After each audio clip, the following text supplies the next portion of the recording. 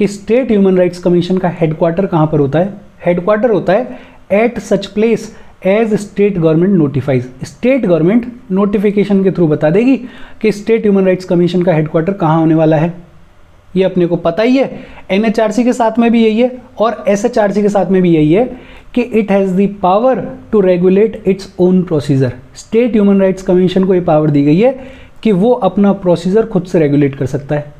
जब भी state human rights commission कोई इंक्वायरी कर रहा होता है, कोई इन्वेस्टिगेशन कर रहा होता है, तो it has all powers of a civil court. Civil court की सारी पावर्स होती हैं इसके पास में, and its proceedings have a judicial character. अच्छा, स्टेट ह्यूमन राइट्स कमीशन को अगर ज़रूरत पड़े तो स्टेट गवर्नमेंट से या स्टेट गवर्नमेंट की किसी भी सबऑर्डिनेट अथॉरिटी से कोई भी इंफॉर्मेशन, कोई भी रिपोर्ट वो अपने सामने लाने के लिए, पेश करने के लिए बोल सकती है। कोई दिक्कत वाली बात नहीं है। हेडक्वार्टर कहाँ पर होगा? ऐसी जगह पे जहाँ पे स्टेट गवर्नमेंट नोटिफाई करके बता रही है। इसको पावर है अपना प्रोसीजर रेगुलेट करने की। जब कोई इन्वेस्टिगेशन कर रहा होता है स्टेट ह्यूमन राइट्स कमीशन, तो it has all powers of a civil court and its proceedings have a judicial character. State human rights commission अगर चाहे तो स्टेट गवर्नमेंट को या किसी भी सबऑर्डिनेट अथॉरिटी को कोई इन्फॉर्मेशन या कोई भी रिपोर्ट अपने सामने पेश करने के लिए बोल सकती है। लेकिन वही एनएचआरसी वाली लिमिटेशन एसएचआरसी पे भी अप्लाई होती है। It can look into a matter with in 1 year of its occurrence. कोई ह्यूमन राइट्स का वायलेशन हुआ तो with in 1 year state human rights commission उसको इंक्वायर कर सकती है, इन्वेस्टिगेशन कर सकती है। लेकिन अगर 1 साल से ज़्यादा हो गया है तो एसएचआरसी उस केस को इंक्वायर नहीं कर सकती, इन्वेस्टिगेट नहीं कर सकती। इंक्वायरी करने के बाद, इन्वेस्टिगेशन करने के बाद स्टेट ह्यूमन राइट्स कमीशन क्या स्टेप्स ले सकती है? जो भी स्टेप्स लेगी एसएचआरसी वो रिकमेंडेटरी होंगे। बेसिकली ये एसएचआरसी स्टेट गवर्नमेंट को या स्टेट की अथॉरिटीज़ को रिकमेंडेशंस दे सकती है। क्या रिकमेंडेशंस दे सकती है? To make payment of compensation और डैमेजेस टू द विक्टिम। जिसके ह्यूमन राइट्स का वायलेशन हुआ है उसको कुछ कंपनसेशन दिया जाए, उसको कुछ पैसा दिया जाए, इसकी रिकमेंडेशन दे सकती है स्टेट ह्यूमन राइट्स कमीशन। दूसरा, it can ask the state government और the authority to initiate the proceedings for prosecution और any other action against guilty public servant. जिस पब्लिक सर्वेंट ने किसी के ह्यूमन राइट्स का वायलेशन किया है उसके अगेंस्ट में प्रोसीडिंग शुरू की जाए, उसके अगेंस्ट में कोई दूसरा एक्शन लिया जाए, इसके रिगार्डिंग भी स्टेट गवर्नमेंट को रिकमेंडेशन दे सकती है। It may also ask the state government और authority for the grant of immediate interim relief to the victim. जिसके ह्यूमन राइट्स का वायलेशन हुआ है उसको इमीडिएटली किसी न किसी प्रकार की कुछ भी सहायता प्रोवाइड की जाए, रिलीफ प्रोवाइड किया जाए, इसके रिगार्डिंग भी रिकमेंडेशन दे सकती है स्टेट गवर्नमेंट को। और फाइनली सुप्रीम कोर्ट को या हाई कोर्ट को अप्रोच कर सकती है फॉर नेसेसरी डायरेक्शंस, ऑर्डर्स और रिट्स। लेकिन ये ध्यान रखा जाए कि ये सब कुछ रिकमेंडेटरी है। Basically state human rights commission क्या रिकमेंडेशंस दे सकती है कि भाई जो विक्टिम है उसको कुछ कंपनसेशन दिया जाए, उसको कुछ पैसा दिया जाए, या फिर जिस पब्लिक सर्वेंट ने किसी का ह्यूमन राइट्स का वायलेशन किया है उसके अगेंस्ट में प्रोसिक्यूशन की शुरुआत की जाए या कोई दूसरा एक्शन लिया जाए। जो विक्टिम है उसको इमीडिएट इंटरिम रिलीफ प्रोवाइड की जाए। इस सब के रिगार्डिंग स्टेट गवर्नमेंट को, उसके अथॉरिटीज़ को रिकमेंडेशन कौन दे सकता है? स्टेट ह्यूमन राइट्स कमीशन दे सकती है। और इसके अलावा सुप्रीम कोर्ट या फिर हाई कोर्ट को भी अप्रोच कर सकता है state human rights commission for necessary directions, orders और रिट्स।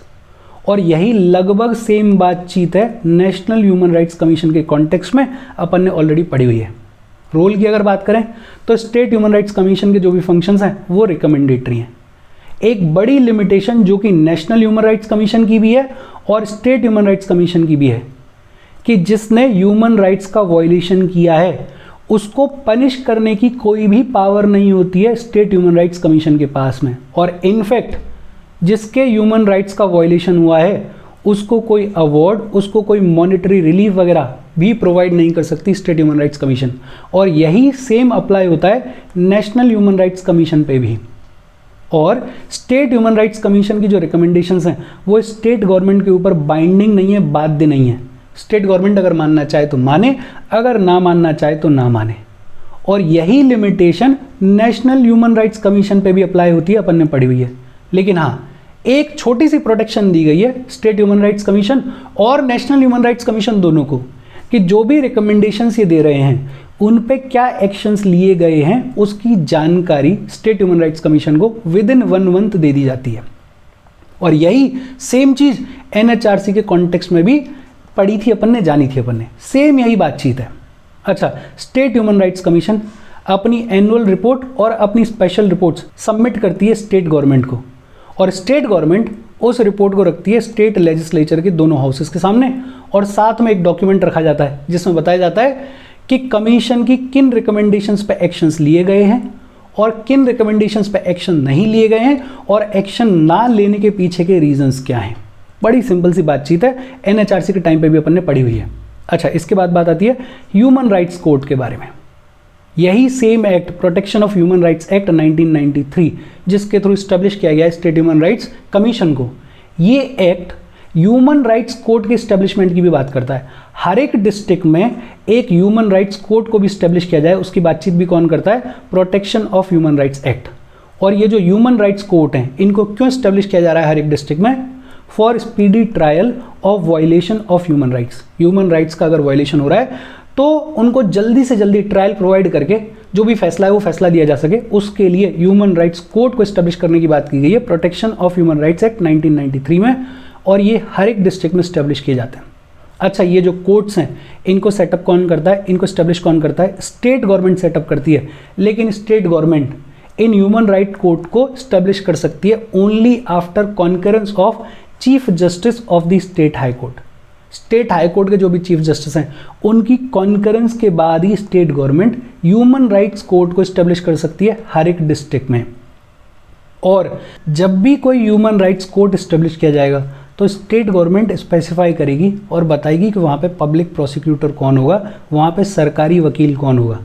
पब्लिक प्रोसिक्यूटर को अपॉइंट करेगी या फिर किसी एडवोकेट को अपॉइंट करेगी, लेकिन जब अगर एडवोकेट को अपॉइंट करेगी तो ऐसे इंसान को अपॉइंट करेगी जिसको प्रैक्टिस करते हुए कम से कम 7 साल हो गए हैं। बड़ी बेसिक सी बातचीत है।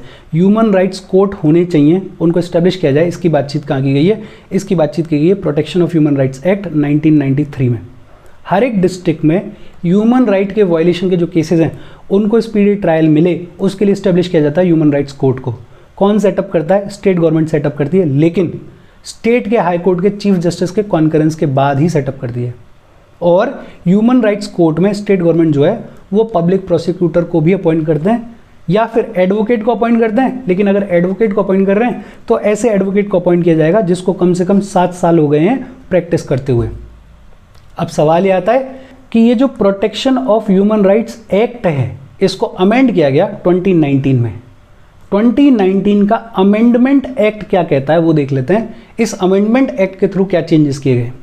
एक तो आज की डेट में जो हम बात करते हैं कि एनएचआरसी के चेयरपर्सन के तौर पे सुप्रीम कोर्ट के रिटायर्ड जज को भी अपॉइंट किया जा सकता है। इसको 2019 के थ्रू ऐड किया गया। पहले सिर्फ retired chief justice of India को ही अपॉइंट किया जा सकता था as a chairperson of NHRC, लेकिन 2019 में ये retired chief justice of India के साथ साथ रिटायर्ड जज ऑफ सुप्रीम कोर्ट को भी एलिजिबल कर दिया गया for appointment as chairperson of NHRC. NHRC में जो मेंबर्स होते हैं वो पहले 2 हुआ करते थे। अपन ने मेंबर्स की बात की थी, आज की डेट में कितने होते हैं? 3 होते हैं। ये वो मेंबर्स थे जिनके पास में स्पेशल नॉलेज होती है ह्यूमन राइट्स के बारे में, जिनको बहुत प्रैक्टिकल वाइड एक्सपीरियंस होता है ह्यूमन राइट्स को लेके।